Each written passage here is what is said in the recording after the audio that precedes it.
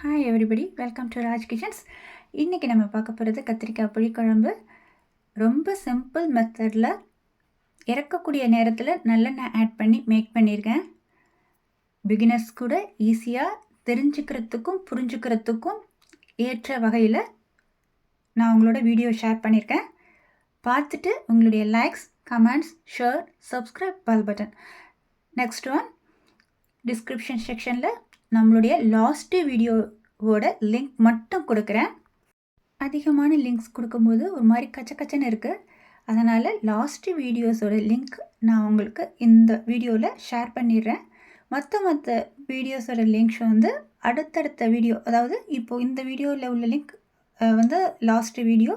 அதே மாதிரி பழைய வீடியோஸை அடுத்து வரக்கூடிய புது வீடியோஸோட டிஸ்கிரிப்ஷனில் லிங்காக ஒவ்வொரு வீடியோஸையும் கொடுத்துட்றேன். பார்த்துட்டு உங்கள் வீட்டில் நீங்கள் செஞ்சு பார்த்துட்டு உங்களுடைய likes, comments, share, subscribe, bell button. இப்போது நம்ம வீடியோக்குள்ளே போயிடலாம் வாங்க. இன்றைக்கி நான் வந்து பெரிய வெங்காயம் மீடியம் சைஸில் 2 கட் பண்ணி எடுத்துக்கிட்டேன். அதே மாதிரி சின்ன வெங்காயம் கொஞ்சமாக எடுத்துக்கிட்டேன். பூண்டு பல் எடுத்திருக்கேன். பச்சை மிளகாவை ரவுண்ட் ஷேப்பில் ரெண்டாக கட் பண்ணி எடுத்திருக்கேன். நெக்ஸ்ட்டு தக்காளி பழம், பெரிய தக்காளி பழமாக இருந்தால் 2, சின்னதாக இருந்தால் 3 ஆட் பண்ணிக்கோங்க.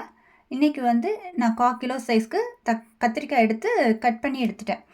இங்கே உள்ள கத்திரிக்காய் வந்து கொஞ்சம் குண்டு கத்திரிக்காய், அதனால் கொஞ்சம் குண்டாக கட் பண்ணி எடுத்திருக்கேன். எப்போதுமே காய்கறி மட்டும் கட் பண்ணும் போதே எந்த அளவுக்கு உங்களால் அழகாக கட் பண்ண முடியுமோ அந்த மாதிரி கட் பண்ணிக்கோங்க. ஏன்னா அப்படி கட் பண்ணி எடுக்கும் போது நமக்கு குக் பண்ணுற விதமே நல்லாயிருக்கும். ஃபஸ்ட்டு ஒன் பேன் எடுத்துக்கிறோம். அதில் ரீஃபைண்ட் ஆயில் 1 ஸ்பூன் எடுத்திருக்கேன். சின்ன கடுகு 1 டீஸ்பூன் எடுத்திருக்கேன். உளுந்தம்பருப்பு 1/2 டீஸ்பூன். ஸ்டவ்வு மீடியம் ஃப்ளேமில் வச்சுக்கோங்க. கருத்துறக்கூடாது, லைட்டாக பொரிஞ்சால் போதும். சோம்பு 1 டீஸ்பூன். நெக்ஸ்ட் ஒன், வெந்தயம் சும்மா 2 வாசத்துக்காக. அதிகமாக சேர்த்துட்டோம்னா கசப்புத்தன்மை வந்துடும். அதனால் வெந்தயம் லைட்டாக வாசத்துக்கு மட்டும் ஆட் பண்ணுற மாதிரி பார்த்துக்கோங்க. இப்போ வந்து நம்ம பூண்டு ஆட் பண்ணியிருக்கோம். பச்சை மிளகாய், சின்ன வெங்காயம், நெக்ஸ்ட்டு பெரிய வெங்காயம். இது 4ஐயும் ஆட் பண்ணிவிட்டு அதுக்கு அப்புறம் தான் நான் தக்காளி பழம் ஆட் பண்ணுறேன். ஆட் பண்ணிவிட்டு அந்த ஆயில்லையே பட்டு கிளறி விட்டு லைட்டாக வதக்கிக்கோங்க. நம்ம வந்து இன்றைக்கி ஆயில் குறைச்சி தான் எடுத்திருக்கோம். இப்படி குறைச்சி எடுக்கும்போது உடம்புக்கும் ஹெல்த்தாக இருக்கும்.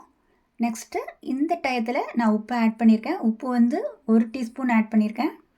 ஆயிலில் பட்டு வதக்கும் போது உப்பு ஆட் பண்ணிக்கிட்டிங்கன்னா அப்போது நமக்கு ஆயில் குறைச்சி எடுத்து யூஸ் பண்ணுறதுக்கு வசதியாக இருக்கும். இப்போ கத்திரிக்காயும் ஆட் பண்ணிட்டேன்.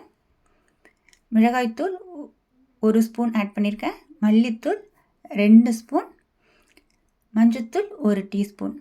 இது 3ஐயும் அதே ஆயிலில் பட்டு கிளறி விட்டுறலாம். நெக்ஸ்ட்டு ஒன், மல்லித்தூள் பொறுத்த வரைக்கும் 1க்கு 2ங்கிற மாதிரி மெஷர்மெண்ட் கொடுத்து எடுத்துக்கோங்க. அதிக அளவில் நீங்கள் எடுத்துட்டிங்கன்னா அப்போ வந்து குழம்பு வந்து டேஸ்ட்டு டிஃப்ரெண்ட் ஆகிடும். சாப்பிட்றது கொஞ்சம் கஷ்டமாக இருக்கும். இப்போ நம்ம கரைச்சி வச்சுருந்த புளி தண்ணியும் ஆட் பண்ணிடுறோம். அதோட 1 கப் அளவுக்கு நான் தண்ணி ஆட் பண்ணியிருக்கேன். காரணம் என்னென்னா கொஞ்சம் கத்திரிக்காய் அமுங்கி மேலே நம்ம தூக்கலாக இருக்கணும். அப்போ தான் நமக்கு கொதிக்க வச்சு இறக்கும்போது கிளறி இறக்கும்போதும் சரியாக இருக்கும். இன்றைக்கி வந்து நான் குக்கர் கவர் பண்ணி பண்ணலை, வெளியே விட்டு கொதிக்க விட்டு இறக்கியிருக்கேன். காரணம் என்னென்னா அளவு நான் குறைச்சி தான் இன்றைக்கி ஆட் பண்ணியிருக்கேன்.